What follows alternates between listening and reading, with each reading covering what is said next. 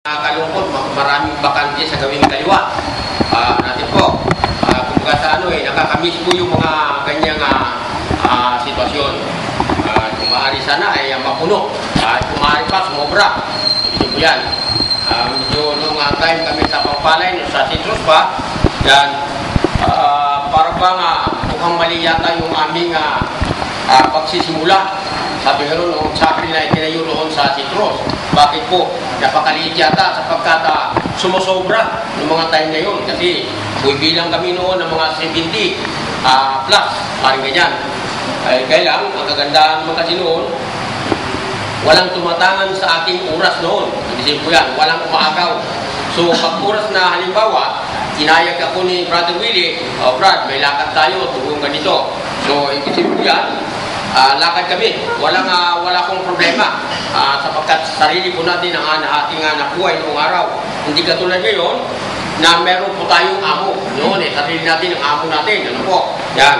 Sapagkat tayo po ay may handicrafts noong araw. So, ibig sabihin po yan, wala pong tumatangan ng aking oras maliban sa akin ang desisyon. So, marami po tayong medyo nadadala sa Panginoon mga panahon na yun.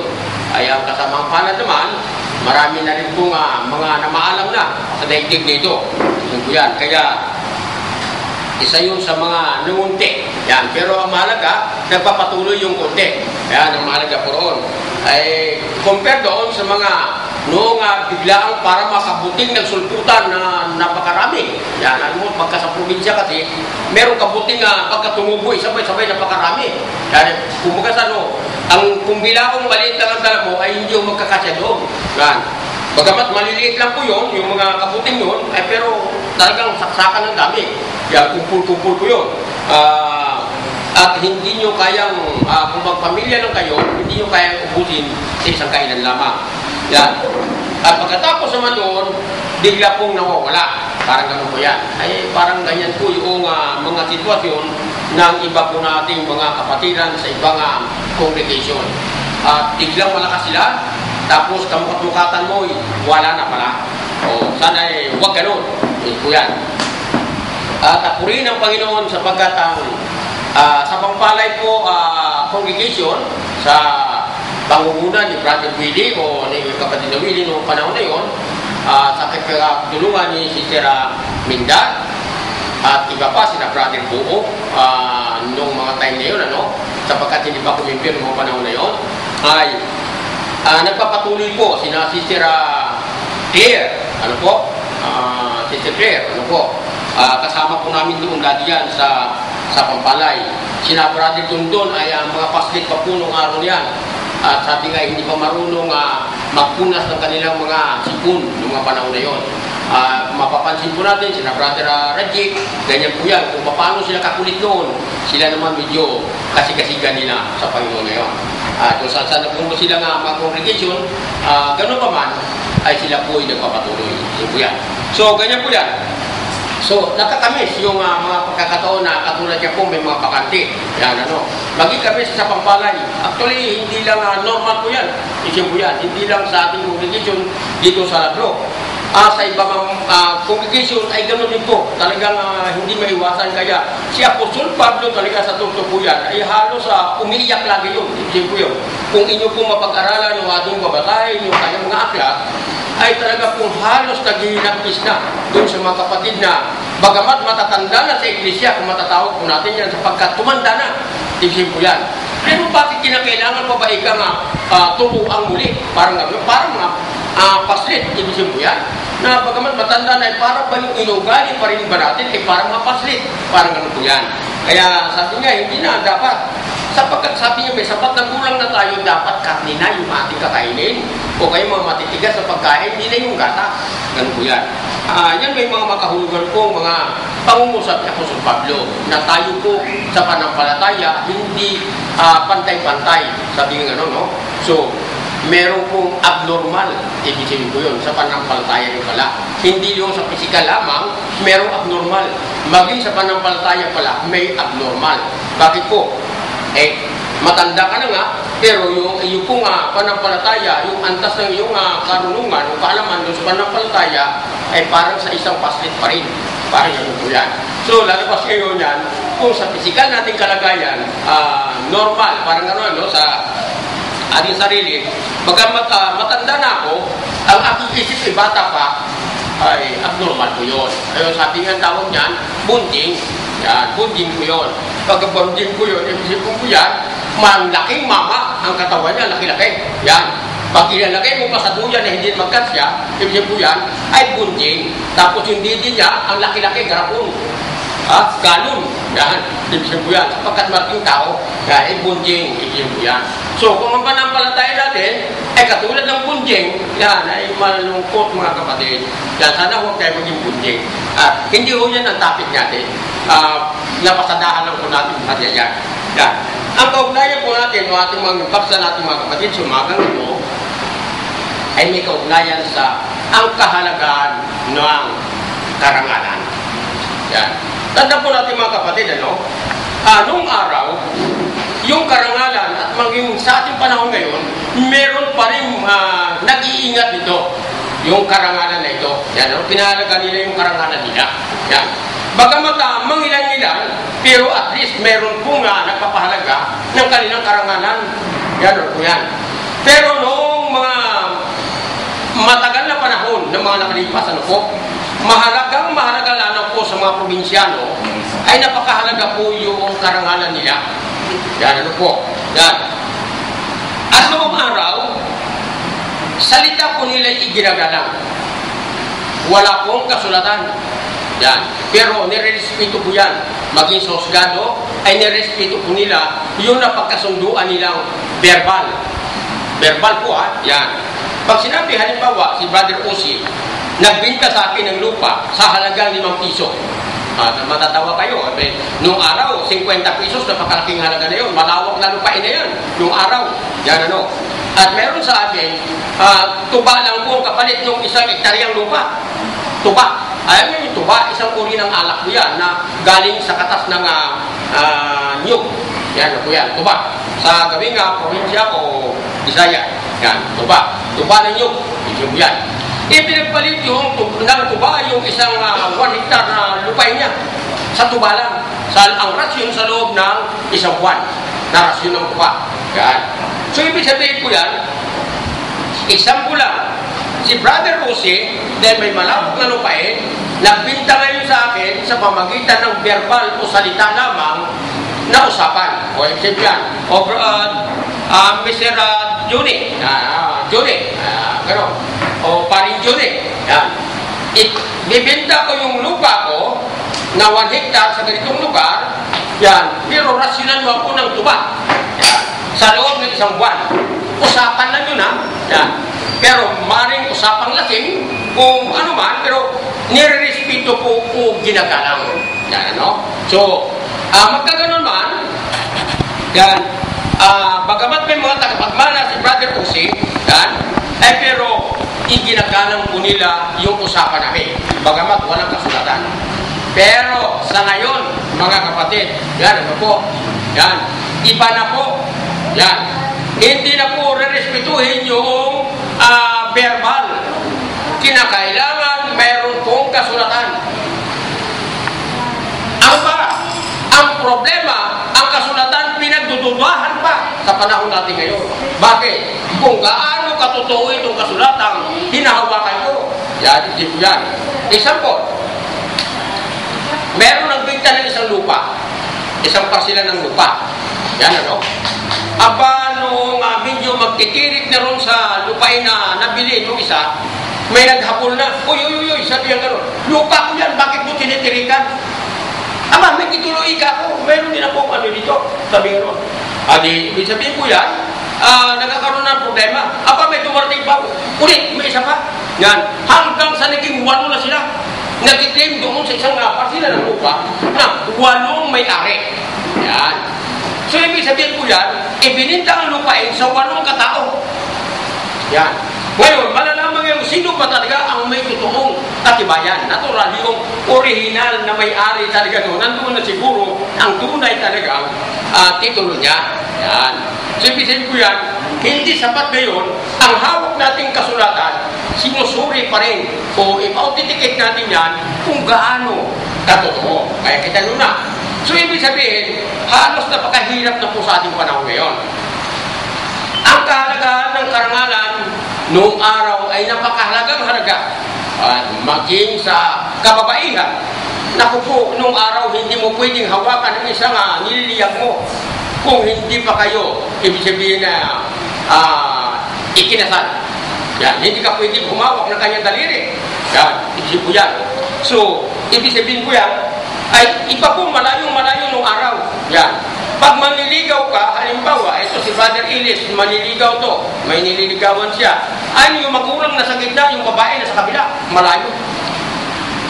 Paano makapagsalita ngayon si Brother Ilis dun sa kanya nililiyak? Nandyan yung magulang sa gitna, pagitan po nila. Kita nyo ng mga panahon noon. May sasabihin ka pa ika, wala ka sasabihin yan, nandyan sa gitna eh. Kung wala ka sasabihin matutulog na ika kami. Yung aking may bahay niyan, pagamat hindi ako naligaw sa kanila, yung mga maniligaw ng aking may bahay noong panahon sa probinsya, yan.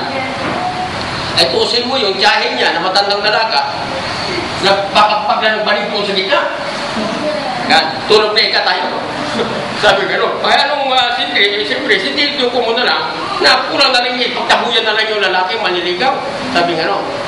Tapos yung kapanan doon, sabihanin kong lalaki, tay, sabi niya, pasyali ka ako sa inyo mamayang gabi. Ay, hindi ka nunita yung bahay namin, ha? Yan. Hindi pasyalan yung bahay namin. Yan, sabi gano'n. So, parang pambabara na kagad. So, hirap. Pero, ang punto kasi natin dito, mga kapatid, yung karangalan. Sa ating panahon ngayon, parang wala nang halaga yung karangalan sa atin. Ano po yan? Parang wala nang kahalagahan.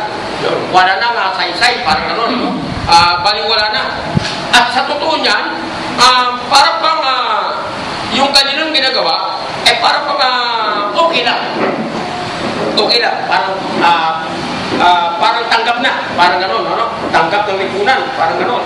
Pero sa totoo niyan, sa Panginoon ay hindi gano'n. Hindi po gano'n. So, maging sa panahon natin ngayon, sa pagkikipag-usap, halimbawa sa ating kapwa, ay merong mga sumisira sa usapan. Hindi tumutupad. Hindi tumutupad. Tulad na aking may bahay, nagagalit. Kaya pabalik-balik doon sa sinisigil niya, doon sa pinautang niya. Yan. Nagmamakaawa kasi. Ay tutusin mo yun, halos maglulumuhod na sa kanya nung kumukuha ng mangungutang at tutubuan daw. Sabi pa, may tubo pa. Yan. Sabi nga nun, 5-6, ika, 5-6. Yan. Tulad niya sinasabi nga natin, sa aklat ng kawikaan, sabi nga gano'n, ay hindi dapat tayo, kung tayo nagpapautang, huwag tayo magpapatubo. Pautang na kung may babalik, tandaan po ninyo, pag-utang, binabayaran. Natandaan natin, paghiram, sinisuli. Yan, Yan. Pagkahingi, ubigay, wala husuli yun. Wala rin bayad. Kasi libre, free. Ganun po yun. Kaya, alin ba doon ang nakuha natin? Nanghingi ba tayo? Humiram? O nangutang? Tanda po natin, pagka tayo nangutang, dapat po natin binabayaran. Kung tayo po nanghiram, sinusuli. Pag humingi, ay free po yun. Wala na po yun. Wala na pong suli, wala pong bayad. Yan. Kung minsan may mga kapatid tayo ganyan, nagkatampo, Yan. I-mention ko lang, isingit ko rin po. Yan, At baka merong ganong sitwasyon, huwag naman sana.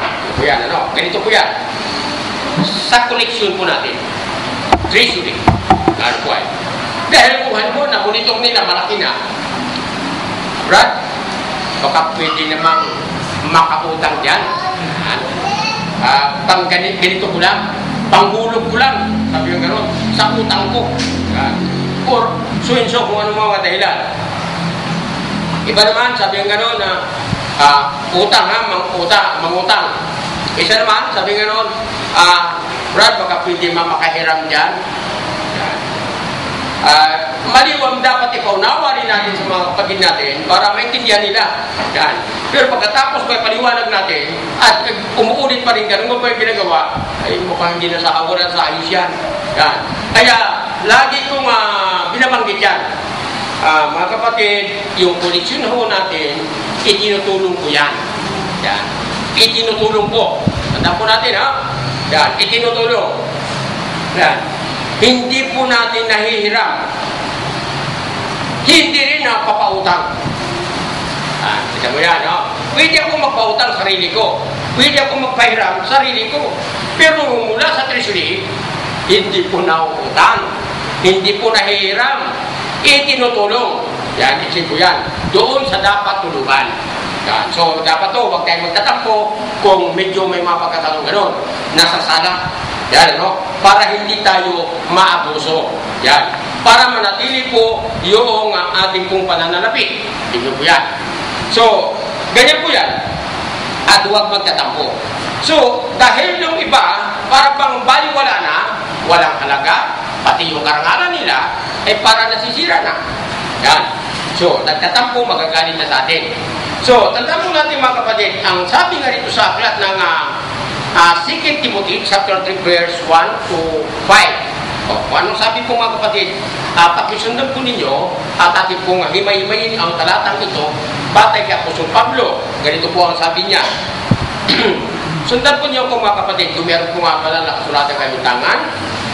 Ikalawang Timothy, 2 Timothy, chapter 3, verse 1 to 5. Dadapwat, alamin mo ito na sa mahuling araw ay darating ang mga panahong mapanganib. Yan. Sapagkat ang mga tao ay magiging maibigin sa kanyang sarili, maibigin sa salapi, mayayabang, mga mapagmalaki, mapagtungayaw, masuwayin sa mga magulang, mga walang turing, mga walang kabanalan, walang katutubong pag-ibig, mga walang paglulubag, mga palabintangin, mga walang pagpipigil sa sarili, mga mabangis, hindi maibigin sa mabuti, mga lilo, mga matitigas ang ulo, mga palalo, mga maibigin sa kalayawan kaysa maibigin sa Diyos, na may mga anyo ng kabanalan, dadapwat tinatanggihan ang kapangyarihan nito, lumayo ka rin naman sa mga ito. Purihin po natin ang Panginoon sa oras na ito na ating pong sinisiti ang isa sa kanyang mga sulat. Tandaan po natin mga kapatid, ito po sabi ni Apostol Pablo nang napakatagal ng panahon, nadarinig kayong panahon na ito. At ito na ngayong mga panahon na ito, naramdaman na po natin, ito na talaga mga kaganapan sa mga binanggit niya. Nadarinig ka ang panahon na mapapanganib. Yan. Bakit mapanganib? Sapagkat ito nga yung mga taong ito ay hindi matakutin sa Diyos. Wala nang takot. Alam ko yan. Sapagkat sabi nga mga walang katutubong pag-ibig. Yan, ibig ko yan, wala talagang sa simula pa lang, walang mga pag-ibig ito. Yan, ibig ko yan. Walang katutubong pag-ibig. Yan. Sila yung mga maibigin daw sa salapi. Yan, ano? Mahilig sa kalayawan. Yan, ibig ko yan, yung iba yan, dahil may mga pera, gabi-gabi, yung buhay nila, nandun na, ibig yan, disco rito, disco roon, kung paano, insuinso. Yan, ano? Basta sila po ay nagpapasarap sa buhay. Alisyo, sabi nga rin, no? O layaw sa buhay.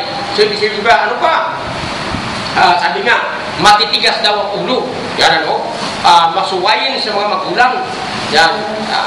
Makikita po natin yan. Mga bata, ibig po yan, ano? Masuwayin sa mga magulang. Yan, ibig po yan. At nagkatotoo, hindi compare mo ng mga time ng mga past. Talagang iba. Noong araw, titigan mo lang yung bata, nagkakaintindihan na kayo, papasok na sa kwarto yan, titigan mo lang noon. Kami, ganun eh. Ano po? Yan. Pero ngayon, titigan mo yung mga bata ngayon, makipagtitigan sa'yo. Baka ikaw ang matatalo sa titigan sa kanila, sa mga bata ngayon. Kita nyo na. So, malayong yung panahon. Yan, ano po yan. Malayong. Yan. Pag pinabaunan mo ng medyo maliit ngayon, tapos mabanggitin mo yung time na noong panahon mo, kung ako nga noon, 5 lang eh. Sabi nga noon, panahon niyo yun. Sasabihin naman sa inyo, pati dadalhin mo kay kami, doon sa panahon ninyo, ay iba na kayong panahon namin ngayon. Kita nyo na. Ibig sabihin, may katwiran lagi eh. Yan. Yung 5 naman noon, magkano naman ang halaga? I-compare mo ka ngayon yung 5, kung baka sa ano yan, ay ano pa mabibili mo sa 5? Tama? May punto nga, di ba? So yung 5, maaaring hindi pa katumbas doon sa 5 piso. Bakit? Kasi nung araw ko, hindi naman ako siguro, baka mag-isip na rin, napakatanda naman yata masyado ni Brother Johnny. Kaya sabihin gano'n, no? Nung panahon ko, na Pangulo pa lang, na naabutan ko si Ramon Magsaysay. Yan. Sinunggan na makapagal. Isin ko yan, ano? So, sa 5 kong yan, yung tinatawag na limon na kindi, yan, ano? Pag bumili ako niyan, isang pera, 7 piraso. Ay, naku po, ang sakit na itong magkabilang ano ko nito, nananakit, kumakapal na. Yan. Bakit? Ang lalaki po yung limon na yun, hindi yung limon na yun. Malalaki po ang butil, ang bilog. Yan, na medyo pahaba. Yan, ano po yan? Iba-ibang kulay yan, may dilaw, may verde, may pula. Yan, may orange, puti. Yan, ano? Lahat ng kulay, pinipili ko yan sa isang pera lang. 7 piraso, itin po yan, na malalaki. Yan. So, nananakit na ito, kumakapal na ito ang magkabilang gilid ng aking bunganga. Ibig po yan, ito. Sa kakain, 1 pera pa lang po yun. Yan, ano. Sa 5 pandesal, ibig po yan, 7 pirasong halos gasuntok niya rin. Yan. At yung pandesal ng araw, ibalik-bag muli sa pader yan, uminta, pabalik sa iyo. Yan, malutong. Ibig po yan. Pero ang lasa nun, hindi matamis. Maalat-alat. Yun ang hinahanap ko mga timplada ng araw eh. Yan. Malutong ko yun pagka kinakagat mo. Yan, ano. Pero pag lumamig yun, ay naku po, hindi mo na halos makain, mababatak mo. Yan, mababatak-batak, babalatan kayo. So, ganyan po kahalaga ang pera noon. Ang hirap, ganoon po. At maging ang kahalagahan noong karangalan ay ganoon po kalaki. Malaking-malaki ang pagpapahalaga ng bawat mga tao sa kanila pong karangalan noong araw. Ang karangalan nila katumbas po ng buhay nila. Yan. Kaya humahanga ako doon sa mga nababasa po mga tinatawag nating plates o yung mga magazine sa bansang Japan. Medyo humahanga ako. Yan, bakit po? Wala silang kurap. Doon ba ito sa mga nabasa ko, hindi sila kurap. Ito mo, bagamat hindi ako nakarating doon sa Japan ng personal, hindi ko yan. Sa pamamagitan pala ng pagbabasa doon sa mga magazine ito, hindi ko yan, parang nandoon na, nakarating na ako doon. Kasi may mga picture naman na nakalagay, ano? Yan. Tuusin mo kung ayaw ko kung may mga nakarating sa inyo sa Japan. Pati doon sa yung mga dyaryo, nakalapag lang pala sa lapag sa dyan. Mamili ka kung anong dyaryo kung pipiliin mo. Yan, ano ko yan. Pero, bibili ka na walang tindero. Ilalapag mo, kumuha ka ng sukli mo noon. Yan. Ibig sabihin yan, honest sila. Ibig sabihin yan. So, naging muunad sila, honest sila. Ngayon, sa mga paggawain, halimbawa, construction, ano po yan? Akarsada, no? Yan, dito sa atin, medyo tagilid yan. Doon talaga bilib ka, matagal yung masira yung kanilang mga akarsada. Bakit po? Ang inspektor nakatutok din mismo roon habang gumagawa. At mabilis yung trabaho nila. Bakit? Habang may nagtutungkap, may nagpapala, kinakarga sa sakyan, may taga-karga sa sakyan, ano? Yung mga tinatanggal nilang mga palian, mga simento na tinibag. Yan. Malinis agad. Sinusundan nung yan, taga-tampered. Dug agad. May tampered, may nagtatampered. Yan. Ay pagkaraan ng matampered yan, may bumupuhos na agad. So, ibig sabihin, walang mga basura-basura nagkakalat yan na ibig sabihin na maging sanhi ng traffic. Wala. Malinis, ibig sabihin po yan. Ganyan po sila kasinsin. Tutok na tutok yung inspektor para masuri kung talagang tama yung timplada noong materialis na inilalatag yan. Kaya dito, ibang klase. Yan, ano. Kapirasong bakal na ganyan, putol-putol, ang lalaki nga eh. Yung bakal, ano. Pero tinutusok sa mga dulo lang. Para, isip mo naman, akala mo, isip mo yung nandoon. Pero, ganito lang pala kahaba na itinutusok lang sa mga dulo. Nakita nyo na. Tapos, ang timplada ng simento, ay kumbaga sa ano yun eh, class C. Class C. Yan. Ibig sabihin, pangatlong kategorya na, matabang. Yan. Tapos, kakalatan ngayon ng powder na kulay puti. Tapos, banata ng walis yun, naku, puting-puti. Makita mo, tapang-tapang. Kita mo puting-puti sa simundo. Yung pala'y powder lang yun na chemical para tumibay. May mga engineers tayo dyan siguro, ano? Naalaman natin, pasensya na kayo. Dito sa atin yan. Kasi walang halaga sa kanila yung karangalan nila. Hindi nila iniingatan yung kanilang pangalan. Yan, yung pangalan. Tuntusin nyo. Mga kagamitan. Barko ng Japan. Isang barko, compare mo sa China. 4 na barko ng China, compare sa isang barko ng Japan. Pagkaraan ng ilang taon lang, pagparigay mo yan, face out yung barko nila, samantalang ubod ng tibay. Ngayon, yung mga ibang bansang takunan ng mga basura, katulad natin, katulad natin, sinasabi natin, yan, tuwang-tuwa tayo, dahil made in ganito, yan, murang-mura, hindi nila alam na problema kanila sa kanilang bansa yan kung saan itatapon. Tayo tuwang-tuwa naman dahil binigyan tayo ng mura. Yan, hindi nila alam na basura pala yun. Yan, hindi natin alam na basura sa kanilang bansa.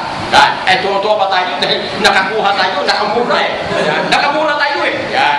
Pero hindi natin alam, kita mo na nangyayari. Yan. Yung sekretary ng DILG, ano ngayon? Nakapurong pinaglalamayan na ngayon. Yan. Bakit? Ay isang ang uri ng mga sasakyan ng eroplano, bulok.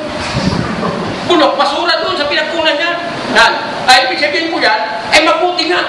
At sila mismo ay napapahamak sa ginawa nila. Bakit? Sa kagawa nila Yan. Ang problema, yung taong kinaukulan, hindi kasama doon. Yung nagdisgrasya. Ay dapat yung gumawa ng mga amidad, yung sangkot doon sa sila dapat, para matuto sila. Ibig sabihin ko yan, ay makaka-high-blood ako. Sabi ko gano'n. Kaya kung minsan yan, na-discussion kami, ganyan, Yan, makaka-high-blood ako sa uri. Kasi wala nang halagang karangalan. Yan. Yung iba nagpapahalaga ng kanilang karangalan, ano nangyari? Nagpapatiwakan. Kita mo yung si Angelo Reyes, yan. At i-close na, wala investigation. Kita nyo na, dito mahimik, yan. Kasi nagpatiwakan sa sarili. Yan. May papahalaga pa siya sa kanyang sarili, sa kanyang pangalan. Yung kahalagahan niya, ang kanyang karangalan. Pero yan. So, mas minatamis pa niya magpapakamatay sa sarili. Yan. Pero, pananagutan pa niya sa Panginoon na hindi pa rin siya makakaligtas doon. Kita nyo na. Balik pa rin tayo sa Japan. Sa Japan, pagka nagkaroon sila na-involve sila sa korupsyon, alin man kanila nanunukulan, pag hindi nag-resign, nagpapatibukan. Bakit? Ang paniniwala nila, pag nagpatibukan o nagharakiri, tawag sila, nagsasaksak ng panginitayan sa sarili nila, Yan, isang karangalan sa kanila. Pinahalagahan nila yung karangalan nila. Kaya mas mabuti pang mamatay na lang sila. Ibig ko yan. Kaysa ron nabubuhay sila na wala naman pong karangalan. Para pang naglalakad ka, wala kang anino. Parang ganun ko yan. Naglalakad kang walang anino. Ang ibig sabihin po yun, makahulugan pong pangusap yun. Wala kang karangalan. Yan, yan. Nakatayo ka, naglalakad ka, taas ang umo. Pero sa totoo niya, reputasyon mo, walang-wala na. Hindi mo alam na nilalait ka na ng mga taong nakakilala sa'yo. Kaya sabihin nga ron, walang hiyang yan, taong yan, sabihin nga, sabihin nga ron, nakuha pa niyang itaas ang kanyang noo sa kanyang kalukuhan, sabihin nga ron, o sa kanyang katakawan o konsunso. Yan, isip ko yan. So, wala na sa kanya, hindi na yan. Bakit? Kasi manhid na nga Yan, tandaan po natin, sabi nga ang kapal na manika mukha mo. Sabi nga, Yan, ang kapal na manika. Ay, mas gugustuhin ko na makapal ang mukha ko. Yan. Bakit? Kaysa ron sa manipis naman ang pisngi ko. Manhid naman. Ang mukha, pero wala pa lang pakiramdam. Isip yan. Parang wala nang halaga sa'yo ang karangalan mo. So mga kapatid, sana po tulad na sinasabi niya po sa Pablo, sa 2 Timothy chapter 3, verse 1 to 5, nasabi niya darating talaga ang panahon na yan. So, huwag na tayo magugulat sapagkat matagal na sinabi niya po sa Pablo, panahon na yun darating. Sabi nga ron, mga walang turing, sabi nga ron, mga walang hiya. Ibig yan, mga walang hiya na yan. Ibig yan. So, ano pa? Doon sa mga dami ng mga nabanggit nito ni Apostol Pablo, yan, Mapibilang na lang talaga sa daliri yung nagpapahalaga ng kanilang karangalan. Mabibilang na lang ngayon. Lalo na rito sa ating pong bansa. Mabibilang. Mula sa kataas-taasan, bababa po yan. Yan ay halos mabibilang. Kita nyo na kanina, napapaksa tuloy namin ni Sister Minda, ni Brother Willie. Yan, sabi ko nga, wala kasi mga disiplina, sabi ko gano'n, ang mga kababayan natin. Kaya nasasalanta tayo na kung ano-anong sabi mo, baha. Yan. Pero, bakit kaya? Tayo rin may gagagawa eh. Kita mo na nung araw, bumabaha rin nung araw, tutusin, lakas din ang maulan. Pero bakit hindi ganito katindi yung inaabot natin, Yan. Kasi, kahit pa paano, noong panahon na yun, may mga respeto, may paggalang, at may pahalaga pa sa kanilang mga karangalan ng mga tao noon. Pero sa panahon kasi natin ngayon, bibihira. Kaya umangal doon si Brother Willie, nagagalit si Sir Minda, nagre-reklamo. Bakit? Kung kapitbahay niya mismo, tinatambakan sila ng basura. Ano sabi ni Brother Ellis, dito rin daw sa harapan ng natin, sa may puno ng mangga, tinatambakan din daw tayo ng basura dyan. Sabi ko, lagyan sana ako ng huwag maglalagay ng basura dito. Ano sabi ni Brother Ellis? Baka lalong napuno, maraming maglalagay. Pag nilalagyan mo, huwag maglagay lang, maglalagay. Parang tama nga, Bakit? Kasi ang mentalidad ng Pinoy, ibang klase. Ang laki-laki na nakasulat yan, bawal sumakay dito. Nakatumpok ang mga pasayro na doon. Yan. Anong gagawin ng mga jeep at saka yung mga driver, bus driver? Abay, natural hinto. May pulis pa nakatayo. Naobserbahan nyo yan? Diyan sa may Valenzuela. Yan, yung pag-aliko. Yan, ay bawal ang nakasulat doon. Malaking sulat. Kunay pula pa. Bawal. Kaya, Pero ang nakapagtataka, nandoon mismo. Hindi naman sinasaway nung pulis na. Bawal. Doon kayo. Kasi, kita mo, obserbahan po ninyo. Kasi nakakaparwa, punta naman tayo sa iba't ibang lugar, Pero pipilit din ako rin sa Makati. May area sila, unloading area. Yan. Babaan lamang yun, Babaan. Yan. Yung gustong sumakay, hindi pwedeng sumakay. Bawal, uulihin ka. Yan. So doon sa may gawin naman doon naman yung loading area, doon ang pwedeng sumakay. Hindi man pwede ang bumaba. Kita nyo na. So meron silang area. Ibig po yan, Kaya sabi ko, pagka doon ka sa Makati na punta, may sasakyan ka, parang useless yung sasakyan mo. Bakit? Kasi yung area ko, halimbawa, may service ako. Iwan mo ron sa parking area, babayad yung pagparingin mo, oras doon, Tapos, no choice ka, lalakad ka rin doon patungo sa area ng pupunta mong building, kung ilang taas yung building, pupunta mo, lalakad ka. Parang yung sasakyan mo, parang wala, nagsaysay. Bakit? Kasi naiwanan mo sa parking area Lalakarin mo yung area naman dahil walang sasakyan direkta talaga patungo ron, wala naman tricycle Yan. So, taxi ka kung gusto mo. Yan. Pero lakad. So, walang sinisino. Ni anuman, foreigner siya, kung anuman, lahat kayo naglalakad, pare-pares kayo. 60-60 o anuman, puking-puking. Ang dating mo, Amerikana o anuman, nakashort yung yan, naglalakad, pare-pares kayo, patungo sa isang area. So, ibigin ko yan, may disiplina. Doon huwag ko sabihin, sikat na artista ka, kung sino-sino ka. Yan, ibigin ko yan. Pag doon, kita mo si Sialani, nahuli doon Yan, natikitan siya. Hinuli siya ngayon ng traffic enforcer doon. So, ganyan ho sila, may disiplina. Yan. Yan lang po yan mga binabanggit ko lang yung lugar na yan. Doon naman sa bandang gawingan south, ang lugar naman ng lugar doon sa Laguna, parting Laguna, yan po. Doon hindi gumagamit ng plastic. Doon lahat ng mga grocery store or walang plastic. Yan. Maring mukha siguro nila ron mga plastic, pero yung mga ginagamit nila ng plastic. Yan, Yung ibig sabihin ko, yung mga plastic bag, yung mga supot-supot na plastic, wala po. Yan. Wala na ron, bawal na sa kanila. Bakit? Pag gumamit ng isang tindahan doon ng plastic, may multa, masasarado siya. Sasarado, i-close yung tindahan niya. Ganun sila. Yan. So, in-implement na rin yan. At then, pati itong Paranaque ay sumusunod na rin. Ay sana, mas gusto ko sana, yung masara, yung hindi masara. Talagang patungo na sa pagsara. Pagkaganon po. Yan, ang Valenzuela. Bakit? Kasi din ang nagaling yung supply eh. Yan, yung Valenzuela, hindi na ko tutukoy kung sinong may-ari. Yan. Pero dyan sa Valenzuela, nagsimula yan, yung mga plastic-plastic yan. Yan.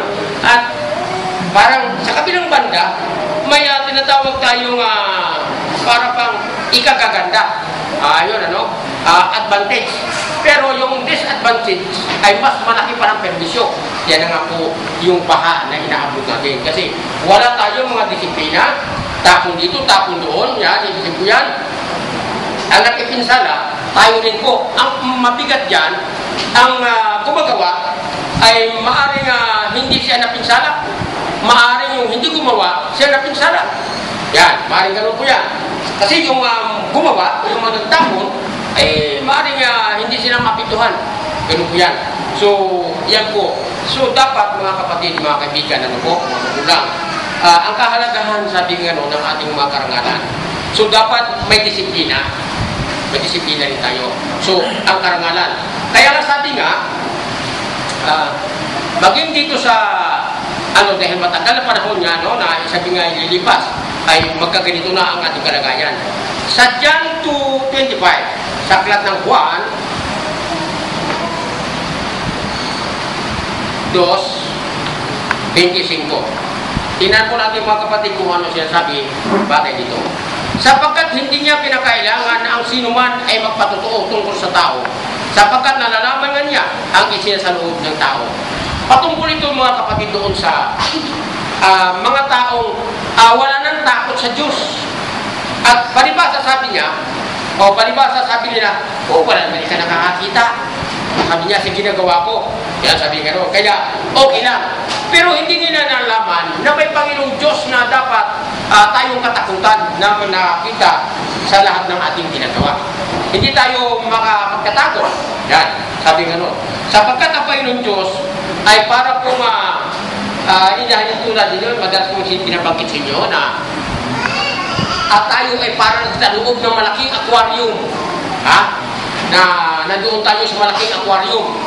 At ang Panginoong Diyos ay parang halimbawa tayo na pinapanood natin yung mga isda kung ano man doon sa loob ng aquarium na malaki. Yan ano.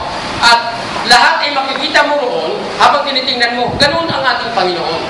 Yan po, ang Panginoong Diyos na nakikita ang lahat po ng ating mga ginagawa.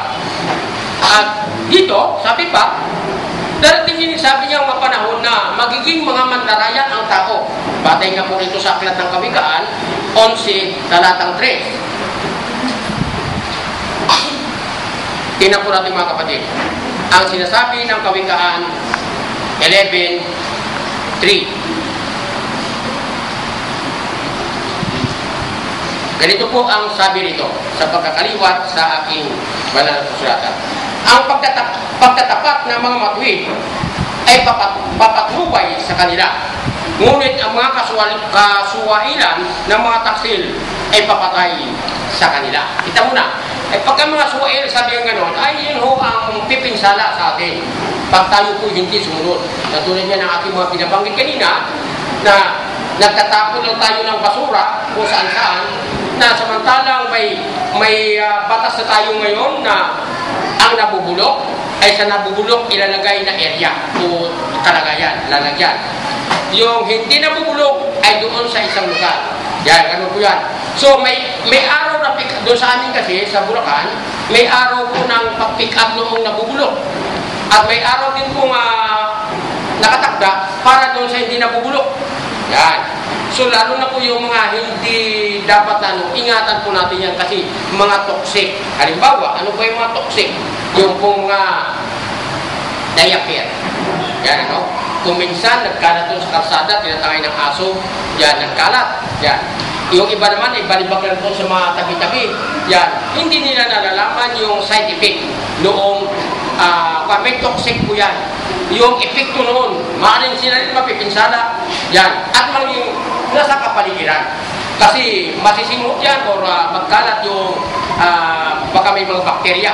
So, ano pa yan? Yung may mga toxic, yung mga galing sa ospital, yung mga ringkilya, o kung ano inso-inso pa, yan, ibigin po yan, mga tumika, ibigin po yan, na dapat hindi ito tinatapon ng basta-basta. Yan, pero wala nang ano pakundangan Yan, tapo lang dito. Mayroong ospital na akong alam Pati yung mga inunan ng mga ano niyan, mga nanganganak, palibag lang doon sa impurnal. Paagos na paagos doon. Pako, yan. So, ibig sabihin, nagkakaroon tayo ng epidemya. Hindi nila nalaman, may mga epidemya po yan na itinudulot. So, ang sabi nga, dahil sabi nga sa katigasan ng mga disiplina, yan niya po. So, ano pa? Sabi nga rin sa 12:7 ng aklat pa rin po ng kawikaan na ating pong sinipi kanina, mga kapatid. Yan. 12:7. Ito po. Ang masama ay ninulugmok at nawawala, ngunit ang sambahayan ng matuwid ay tatayo. Yan, tanda po natin mga kapatid po, pag mabuti po ating mga gawain, kahit ano pong gawin ng pagtumba sa atin, ay hindi po basta-basta po tayo matutumba sapagkat tayo po ay nasa matuwid. Yan, ano po yan. Kaya kung matatag tayo, ibig po yan, hindi tayo basta-basta natitinag. So, last na, second to the last, 12:3 ng aklat po ng kawikaan. Medyo maganda kasi yung mga aklat ng kawikaan, yung kasabihan ni Haring panito, ni Solomon. 12:3.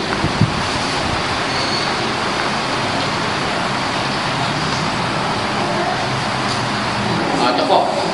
Ang tao ay hindi matatag sa pamagitan ng kasamaan, ngunit ang ugat ng matuwid ay hindi makikilos. Yan. So, talagang matibay po dapat tayo. Sige po yan. So, at last na talata po natin mga kapatid, yung 15:6 ng aklat ng kawikaan. At ito po, huling talata. Sa bahay ng matuwid ay maraming kayamanan, ngunit sa mga pakinabang ng masama ay kabagabagan. Tanda po natin, pagka masama, sabi nga ron, walang kapanatagan siya. Lagi siyang takot. Parang gano'n, kasi wala nga sa kanyang, walang kabutihan. Wala nang mabuti sa kanyang sarili.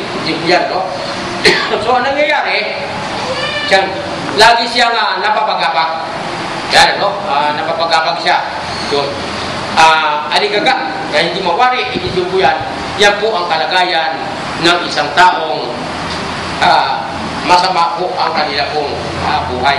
So mga kapatid, sa ating pagkatapos, ulit po, huwag tayo magtaka sa ating panahon ngayon kung marami na pong walang pahalaga, huwag magpapahalaga sa kanilang karangalan. Bakit? Kasi binanggit ka po ni Apostol Pablo sa kanyang sulat sa 2 Timothy, sabi nga na chapter 3 verse 1 to 5, na sabi nga, darating talaga panahon na ito. Yan, maging matigas ang ulo, may higit sa salapit, may higit sa kalayawan, mapapagtungayaw, sabi nga mga suwail sa mga magulang, sabi nga at marami itong mga binabanggit, mga walang katutubong pag-ibig, sabi nga ganito, yan, ay darating, at ito po ay nagaganap na. Yan. Kaya lahat na po parang wala nang kapuntangan sa kanilang po mga karangalan o yung kahalagan ng kanilang karangalan. So, dapat po mga kapatid, ingatan po natin yung ating karangalan, lalo na po tayong mga lingkod ng Panginoon. Bakit? Ang karangalan natin bilang mga lingkod ng Panginoon. At dapat, iniingatan natin. Kasi, hindi po iisa lang ako lamang ang mapipintasan kung masisira ang karangalan. Pati po maaring karangalan ng pangalan ng ating Panginoon madadamay sa kagagawan po natin kamalian. So, ganun po yan. Kaya dapat nag-iingat po tayo. So, ano ang kahalagahan ng karangalan? Tandaan po ninyo, ang kahalagahan ng karangalan ng bawat isang tao ay katumbas po ng kanyang buhay. Yan. Wala pong itutumbas nga kung tutuusin. Ano sabi nga rito sa aklat ng Kawikaan 22:1? Balikan po natin kung ano po ang kahalagahan nito. Ito po, ang sabi dito, batay dito sa 22:1. Ang mabuting pangalan karangalan ay maiging piliin kaysa malaking kayamanan at ang magandang kalooban kaysa pilak at ginto. Ibig sabihin po yan, higit ito sa mga kayamanan. Yan, ibig sabihin po yan. Yung ating karangalan, yung ating pangalan, ang mabuting pangalan po natin. Ang mabuting pangalan po natin bilang mga Kristiyano o mga lingkod ng Panginoon. Kaya sabi nga naman, huwag natin ipagpalit yung ating pong karangalan doon sa mga kayamanang pangsalimutan ito. Yan, no? Huwag natin ipagpalit yung ating pong karangalan o pahalaga natin ang ating karangalan doon sa mga bagay na nakikita natin dito sa daigdig nito o mga kapakinabangan nito. Huwag natin ipagpalit o ating gawang pahalagahan ang karangalan natin. Yan, karangalan natin bilang mga Kristiyano. Ay kasi, baka tayo po, dahil sa tinatawag na tawag ng sabihin gano'n ng pangangailangan, ay baka makalimutan po natin yung ating pong gawain o ating pong tungkulin o ang ating pong karangalan na para bang ipinagpalitan natin doon sa inaalok sa ating hanap buhay sa araw ng linggo nito, malaking bigay sa atin. Yan. O maaaring tatlong duble, maaaring bigay sa atin. Ay, kung tayo po may pagpapahalaga sa ating karangalan, huwag natin ipagpalit mga kapatid. Unahin natin, sabi nga nun, yung walang katumbas. Sabi nga nun, no? Walang katumbas na halaga ni Ginto, sabi nga nun. Ang ating pong karangalan, wala pong katumbas pa lang halaga. Sapagkat sabi nga, buhay natin, sabi nga nun, ang katumbas ito. So kung buhay ka, ibig sabihin ko yan, ay maganda po. Kaya kung maraming kang kayamanan, ibig sabihin patay ka naman, wala na pong saysay.